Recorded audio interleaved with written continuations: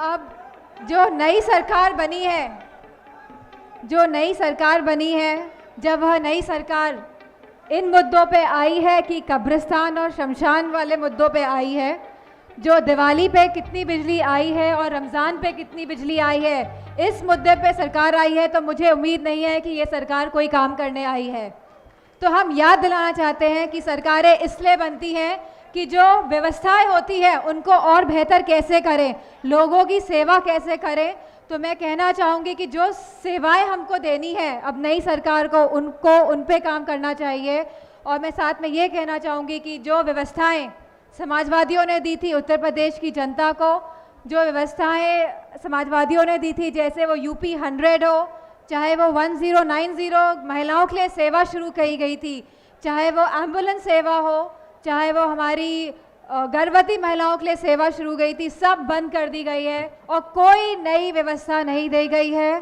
गोरखपुर में बच्चे ऑक्सीजन की कमी से मर रहे हैं, वहीं पे हमारी बीएचयू की छात्राएं हैं जो हमारी बीएचयू यूनिवर्सिटी के, उनको लाठियां दी जा रही है, और वो भी एक पुलिस वाले से। महिला पुलिस वालों क्यों नहीं वहाँ पे दी गई? अगर ऐसी व्यवस्था क्यों नहीं दी गई हमारी छात्राओं को, और उन्हें मर्दों द्वारा, चाहे वो मर्द पुलिस वाले थे, लेकिन क्यों व्यवस्था नहीं गई थी सरकार को कि वहाँ पे पुलिस महिला मौजूद है उन महिलाओं के लिए, उन बच्चियों के लिए।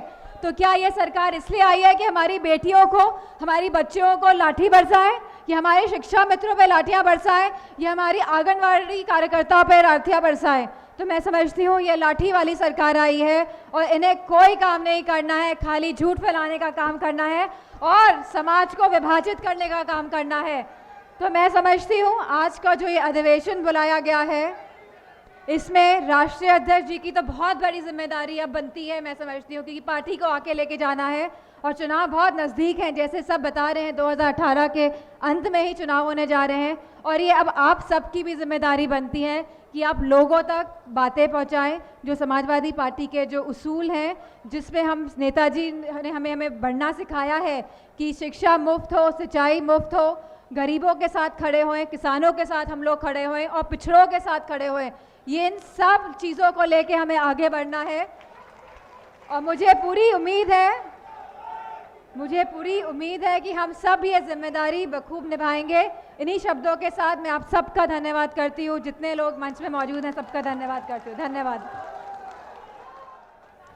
अब जो नई सरकार बनी है,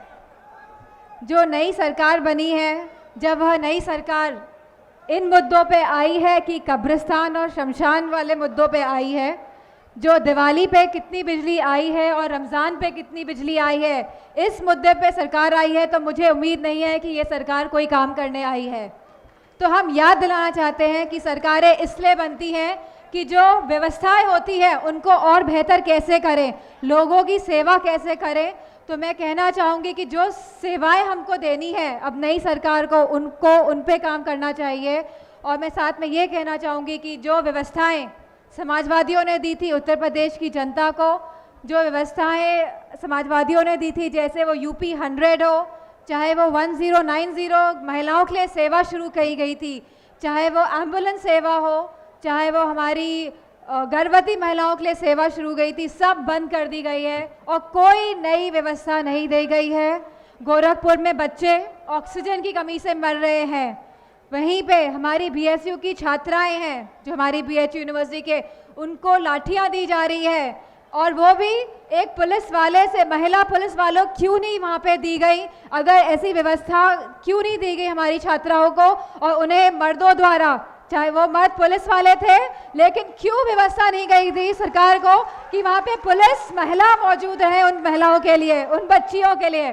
तो क्या ये सरकार इसलिए आई है कि हमारी बेटियों को, हमारी बच्चियों को लाठी बरसाए, या हमारे शिक्षा मित्रों पे लाठियां बरसाए, या हमारी आंगनवाड़ी कार्यकर्ताओं पे लाठियां बरसाए? तो मैं समझती हूँ ये लाठी वाली सरकार आई है और इन्हें कोई काम नहीं करना है, खाली झूठ फैलाने का काम करना है और समाज को विभाजित करने का काम करना है।